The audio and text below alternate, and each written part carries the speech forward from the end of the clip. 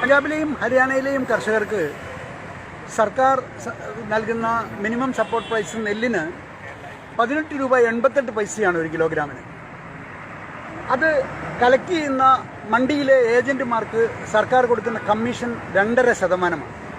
ആ 2.5% കമ്മീഷൻ ഒരു 5-6 മാസം കൊണ്ട് അവർക്ക് കിട്ടും. പക്ഷെ അവരുടെ ഉത്തരവാദിത്തം കർഷകരോട് നെല്ല് സംഭരിച്ചാൽ FCI അല്ലെങ്കിൽ സംസ്ഥാന സർക്കാർ നെല്ല് ഏറ്റെടുക്കുന്നത് വരെ സൂക്ഷിക്കുകയും അത് കേടുകൂടാതെ സംരക്ഷിക്കുകയും ചെയ്യാനുള്ള ഉത്തരവാദിത്തം ഈ ഏജന്റുമാരുടേതാണ്. ഈ മണ്ടികളിലെ ഏജന്റുമാരുടേതാണ്. ഈ 2.5% ഇവർ പറയുന്ന ഇടനിലക്കാരുടെ വലിയ കൊള്ള എന്ന് പറയുന്നത്. ആ 2.5% സർക്കാർ കൊടുക്കേണ്ടതാണ്, കർഷകൻ കൊടുക്കേണ്ടതല്ല. അപ്പം ആ 18 രൂപ 88 പൈസയ്ക്ക് കൊടുക്കുന്ന നെല്ല് ഈ സംവിധാനം ഇല്ലാതായാൽ അവർക്ക് 12 രൂപയ്ക്കോ 13 രൂപയ്ക്കോ കൊടുക്കേണ്ടി വരും. മില്ലുകാർക്ക് കൊടുക്കേണ്ടി വരും. കാരണം ഇപ്പം മധ്യപ്രദേശിലും ബീഹാറിലും ഒന്നും ഈ മിനിമം സപ്പോർട്ട് പ്രൈസ് സിസ്റ്റം ഇല്ല. അവിടെയൊക്കെ പരിമൾ റൈസ് നെല്ല് കൊടുക്കുന്നത് 12 രൂപയ്ക്കോ 13 രൂപയ്ക്കാണ്. ഓപ്പൺ മാർക്കറ്റ് പ്രൈസ് എന്ന് പറയുന്നത് 12 രൂപയോ 13 രൂപയോ കിലോയ്ക്ക്. അപ്പോൾ 18 രൂപ 88 പൈസ കിട്ടുന്ന കർഷകന് കൃത്യമായിട്ട് അറിയാം ഈ സിസ്റ്റം തകർന്നാൽ അവർ നെല്ല് 12 രൂപയ്ക്കോ 13 രൂപയ്ക്കോ കൊടുക്കേണ്ടി വരും.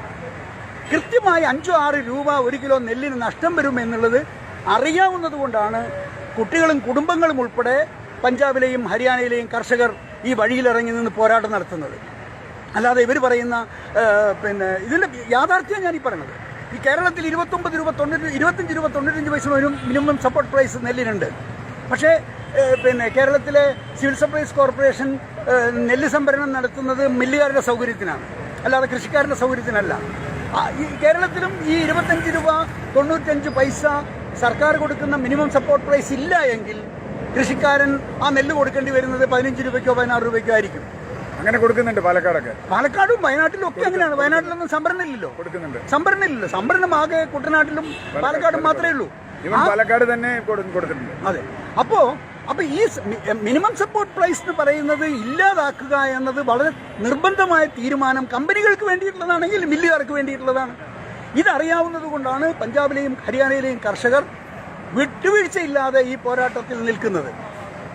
അവർക്ക് 18 രൂപ 88 പൈസ കിട്ടിയിട്ട് പോലും മനുഷ്യൻ ജീവിക്കാൻ പറ്റാതെ ആത്മഹത്യ ചെയ്തുകൊണ്ടിരിക്കുന്ന ഒരു നാട്ടിൽ നാളെ 12 രൂപയ്ക്കും 13 രൂപയ്ക്കും അവൻ്റെ നെല്ല് വെക്കേണ്ടി വരുന്ന ഒരു സ്ഥിതിയെയാണ് അവൻ മുന്നിൽ കാണുന്നത്.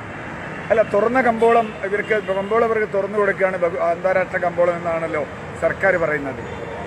അന്താരാഷ്ട്ര കമ്പോളങ്ങൾ തുറന്നു കൊടുത്തതിന്റെ മുഴുവൻ പ്രയോജനം, ഈ ഫ്രീ ട്രേഡ് എന്ന് പറയുന്നതിന്റെ മുഴുവൻ പ്രയോജനം കിട്ടിയിട്ടുള്ളത് ആർക്കാണ് നമ്മൾ പരിശോധിക്കുക. ഈ കഴിഞ്ഞ കുറേ കാലഘട്ടങ്ങളിലുണ്ട് കമ്മോഡിറ്റീസ്, അത് ചായ ആവട്ടെ, കാപ്പി ആവട്ടെ, കുരുമുളക് ആവട്ടെ, ഈവൻ വെളിച്ചെണ്ണയാവട്ടെ, നാളികേരമാവട്ടെ. 1970 8 രൂപയായിരുന്നു നാളികേരത്തിന്റെ വില. ഇന്ന് 2020 നാളികേരത്തിന്റെ വില 10-11 രൂപയാണ്. അപ്പൊ ബാക്കിയുള്ള സാധനങ്ങൾ നമ്മൾ നോക്കുക. അഗ്രികൾച്ചർ ക്രോപ്പ് ഏതെടുത്ത് നോക്കിയാലും ഇത് കുത്തനെ താഴോട്ട് വരികയല്ലാതെ കോർപ്പറേറ്റുകളുടെ വരുമാനം വർദ്ധിക്കുന്നു. അഹമ്മദ് മിൽസിന്റെ വരുമാനം വർദ്ധിച്ചിട്ടുണ്ടാവും. അല്ലെങ്കിൽ അംബാനിയാണ്, അദാനിയാണ് ലോകത്തെ ഏറ്റവും വലിയ എണ്ണ കച്ചവടക്കാരൻ. ലോകത്ത് എണ്ണയിൽ പാരഫിൻ വാക്സ് ചേർക്കാമെന്ന് കണ്ടുപിടിച്ച ആളയാളാണ്. പെട്രോളിയം ബൈ പ്രോഡക്റ്റ് ആയിട്ടുള്ള പാരഫിൻ വാക്സ് വെളിച്ചെണ്ണയിലോ സൂര്യകാന്തി എണ്ണയിലോ ഏതെണ്ണയിലും ചേർക്കാമെന്ന് കണ്ടുപിടിച്ച് വലിയ കോടീശ്വരനായിട്ടുള്ള ആളാണ് അദാനി. അങ്ങനെയാണ് ഇന്നിപ്പോൾ അയാൾ ലോകത്ത്, ഓസ്ട്രേലിയ ഉൾപ്പെടെ ലോകത്തെ ഏറ്റവും വലിയ മൾട്ടിനാഷണൽ പാം ഓയിൽ അതുപോലെയുള്ള മറ്റു തരം എണ്ണ പാടങ്ങളുടെ മുതലാളിയായിരിക്കുകയാണ്.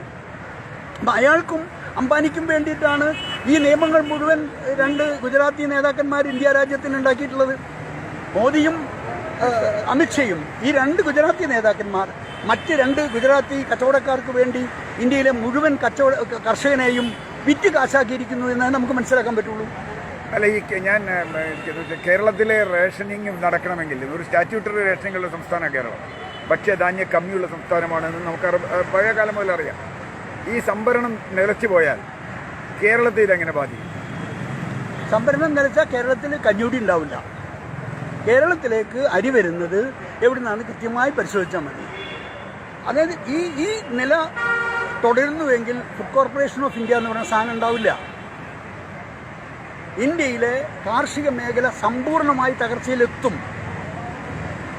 അല്ല, കേരളീയന്റെ ഈ റേഷൻ ഇല്ലാതായാൽ, PDS ഇല്ലാതായാൽ കേരളത്തിൽ വില കൂടുമെന്നുള്ളത് കേരളത്തിലെ ഇടത്തരക്കാരന് അറിയാലോ. ഇന്ത്യയിൽ ഈ കേരളത്തിൽ പബ്ലിക് ഡിസ്ട്രിബ്യൂഷൻ സിസ്റ്റത്തിന്റെ മുകളിൽ മാത്രമാണ് പട്ടണമണ്ഡലമില്ലാതെ സമൂഹം ജീവിക്കുന്നത്. അല്ല എങ്കിൽ തൊഴിലുറപ്പ് പദ്ധതിയിൽ പോകുന്ന തൊഴിലാളി പോലും ജീവിച്ചു പോകുന്നത് PDS സംവിധാനം ഉള്ളത് കൊണ്ടാണ്. അല്ലെ, PDS സംവിധാനം തകരുമെന്നെന്താ മലയാളിക്ക് മനസ്സിലാവാതെ? അത് വേണ്ട രീതിയിൽ നമ്മളവിടെ പറഞ്ഞിട്ടില്ല എന്ന് സംശയമുണ്ട്. മലയാളിയുടെ ഒരു ബോധത്തിന്റെ പ്രശ്നമാണ്. ഇത് എല്ലാം സർവജ്ഞാനിയായിട്ടാണല്ലോ അവരുടെ ഭാവം.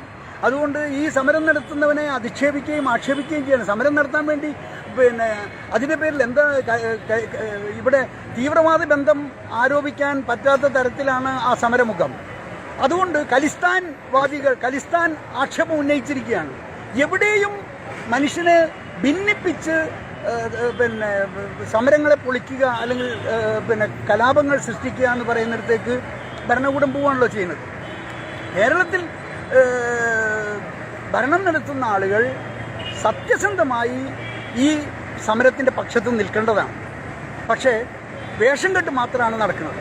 അല്ല എങ്കിൽ കേരളത്തിലെ മുഖ്യമന്ത്രി ഇന്ത്യയുടെ പ്രധാനമന്ത്രിയോട് കർക്കശമായും കണിശമായും സംസാരിക്കേണ്ട സമയം കഴിഞ്ഞു. പിണറായി വിജയൻ നിവർന്നു നിന്ന് നട്ടെല്ല് നിവർത്തി അയാൾ സംസാരിക്കേണ്ട സമയം കഴിഞ്ഞു. പക്ഷേ ക മ എന്നൊരക്ഷരം ഇതുവരെ ഈ സമരത്തിന് അനുകൂലമായി അദ്ദേഹം പറഞ്ഞിട്ടില്ല എന്നുള്ളത് അദ്ദേഹം ആരുടെ പക്ഷത്ത് നിൽക്കുന്നു അല്ലെങ്കിൽ മോഡിക്കെതിരെ വർത്തമാനം പറയാൻ അദ്ദേഹത്തിനുള്ള ഭയം നമുക്ക് വളരെ പ്രകടമായി കാണാൻ പറ്റും.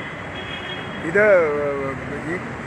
ഈ സമരം മുമ്പോട്ട് പോകുമ്പോൾ തീർച്ചയായും ഒരുപാട് തടസ്സങ്ങൾ അവർക്കുണ്ട്. അത് കോവിഡ് മാത്രമല്ല, ഈ പറഞ്ഞതുപോലെയുള്ള പ്രശ്നങ്ങളുണ്ട്. പക്ഷേ മറ്റ് സംസ്ഥാനങ്ങളിൽ നിന്ന് കർഷകർ വന്നു തുടങ്ങിയോ? ശരിക്കും പഞ്ചാബ് ഹരിയാനയല്ലേ തുടങ്ങിയത്? പഞ്ചാബ് ഹരിയാന തുടങ്ങിയതാണ്. പഞ്ചാബിലാണ് തുടങ്ങിയത്. അത് തന്നെ സ്റ്റേജ് ബൈ സ്റ്റേജ് ആയി ഘട്ടം ഘട്ടമായി സമൂഹത്തെ മുഴുവൻ ഈ കാര്യങ്ങൾ ധരിപ്പിച്ച് ബോധ്യപ്പെടുത്തി 2 മാസത്തെ ഹോംവർക്കിന് ശേഷമാണ് സമരത്തിലേക്ക് വരുന്നത്. ആ 2 മാസവും എല്ലാ ഗുരുദ്വാരകളും എല്ലാ സംവിധാനങ്ങളും ആളുകളെ ഇത് കൺവിൻസ് ചെയ്യുന്നതിന് വേണ്ടി പരിശ്രമിച്ചിരുന്നു. ഇപ്പോഴും ഈ സമരത്തിൽ 100% എന്ന് പറഞ്ഞാൽ 100% ഈ സമരത്തെ മുന്നോട്ട് കൊണ്ടുപോകാൻ സപ്പോർട്ട് ചെയ്ത് നിൽക്കുന്ന ഗുരുദ്വാരകളാണ്. അത് വളരെ പ്രധാനപ്പെട്ട ഒരു സംഗതിയായിട്ട് എനിക്ക് പറയാൻ പറ്റും.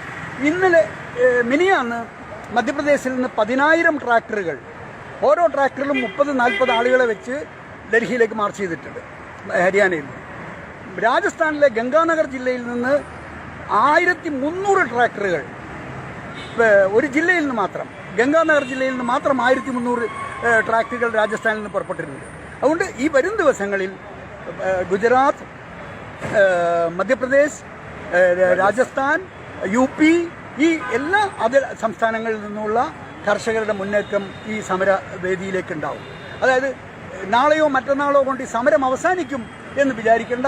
സമരം ഞങ്ങൾ തോറ്റാൽ പോലും ചരിത്രത്തിൽ രേഖപ്പെടുത്തുന്ന ഒരു സമരമായി തന്നെ ഇത് നിലനിൽക്കും. സർക്കാരിൻ്റെ ഭരണകൂടത്തിൻ്റെ ഭീകരതയുടെ മുമ്പിൽ ഒരുപക്ഷെ പരാജയപ്പെട്ടേക്കാം.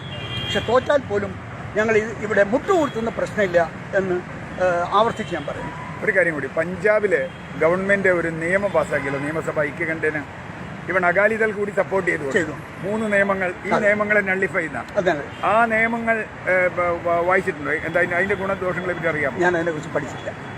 കാരണം ആ നിയമങ്ങൾ ഇതിനെ നള്ളിഫൈ ചെയ്യുന്നതാണ്, MSP നിർബന്ധമാക്കുന്നതാണ്. ആ നിയമം പാസ്സാക്കിയ അമരീന്ദർ സിംഗിനെ അമിത്ഷാ വിളിച്ചു വരുത്തി ഭീഷണിപ്പെടുത്തിയിരിക്കുകയാണ്. അയാളുടെ മകനെ ED കൊണ്ട് അന്വേഷിപ്പിച്ച് പിടിച്ചകത്താക്കുമെന്ന് പറഞ്ഞ് ഭീഷണിപ്പെടുത്തിയിരിക്കുകയാണ്. ഇനി അമരീന്ദർ സിംഗ് ഈ സമരത്തിൽ നിന്ന് പിൻവലിച്ചാൽ അയാൾ പിൻവലിച്ചു എന്നല്ലാതെ സമരത്തിൽ നിന്നും സമരസഖാക്കൾ പിൻവലിയില്ല എന്നത് അർത്ഥശങ്കയ്ക്കിടയില്ല നമുക്ക് പറയാൻ പറ്റും. മോഡിയുടെ ഏറ്റവും വലിയ സപ്പോർട്ടറായിരുന്നല്ലോ പ്രകാശ് സിംഗ് ബാദലും അകാലിദളും. പ്രകാശ് സിംഗ് ബാദലാണല്ലോ പത്മവിഭൂഷൺ തിരിച്ചു കൊടുത്തിട്ടുള്ളത്. അതെ. എനിക്ക് തോന്നുന്നു അവിടെ കുറെ സ്പോർട്സ് താരങ്ങൾ ഇതുപോലെ ചെയ്തിട്ടുണ്ട്. ഒരുപാട് സ്പോർട്സ് താരങ്ങൾ. എന്റെ ബലമായ വിശ്വാസം ഒരാഴ്ചക്കുള്ളിൽ പഞ്ചാബിലെയും ഹരിയാനയിലെയും പോലീസുകാർ ഈ സമരത്തോടൊപ്പം ചേരാനുള്ള സാധ്യത ഞാൻ കാണുകയാണ്. കാരണം അവരുടെയൊക്കെ ശരീരത്തിൽ ഓടുന്ന രക്തം ഒരു കൃഷിക്കാരൻ്റെ രക്തമാണെന്നുള്ളത് കൊണ്ട് തന്നെ ആ കൃഷിക്കാരൻ്റെ രക്തം ഓടുന്ന പഞ്ചാബിലെയും ഹരിയാനയിലെയും പോലീസുകാർ നാളെ ഈ സമരത്തിന്റെ പക്ഷത്ത് ചേരാനുള്ള എല്ലാ സാധ്യതയും ഞാൻ കാണുന്നു. ഇന്ത്യൻ സൈന്യത്തിലും വലിയൊരു പങ്ക് പഞ്ചാബികളാണ്. ഒരുപാട് അനുഭവിച്ചിട്ടുള്ളവരല്ലേ. നമ്മുടെ കേരളം പോലെയൊന്നും അല്ലല്ലോ. ഒരുപാട് പ്രതിസന്ധികളെയും ഒരുപാട് രക്തച്ചൊരിച്ചിലുകളെയും കടന്നു വന്നിട്ടുള്ള നാടാണ്. മഹാഭാരത യുദ്ധം നടന്നിട്ടുള്ള കുരുക്ഷേത്രയും അതുപോലെയുള്ള പിന്നെ പാനിപ്പത്തും സോനിപ്പത്തും ഇതെല്ലാം ചരിത്രത്തിൽ വലിയ സ്ഥാനമുള്ള സ്ഥലം. അവിടുത്തെ പോരാളികളാണ് ഈ ഇരിക്കുന്നത് എന്നുള്ളത് നരേന്ദ്രമോദി മനസ്സിലാക്കുന്നത് അയാൾക്ക് നല്ലത്. അല്ല, അവരെയാണ് ഇയാൾ ദേശസ്നേഹം പഠിപ്പിക്കാൻ പോകുന്നത്. പഞ്ചാബികളെ ദേശസ്നേഹം പഠിപ്പിക്കാനാണ് മോഡി ശ്രമിക്കുന്നത്.